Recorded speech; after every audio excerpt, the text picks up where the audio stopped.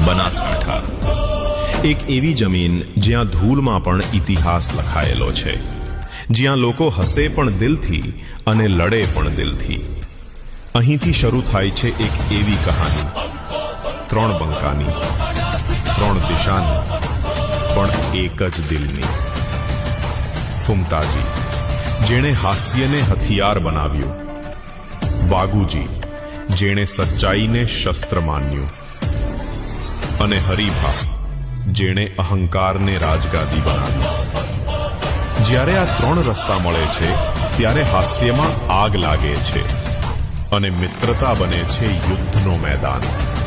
ધૂળ ઉડે છે, ટકરાવ શરૂ થાય છે, પણ અંતે માત્ર દિલ જીતે છે. આ છે વાર્તા એ બંકાની, જે બનાવે છે બનાસકાંઠાનો ગૌરવ.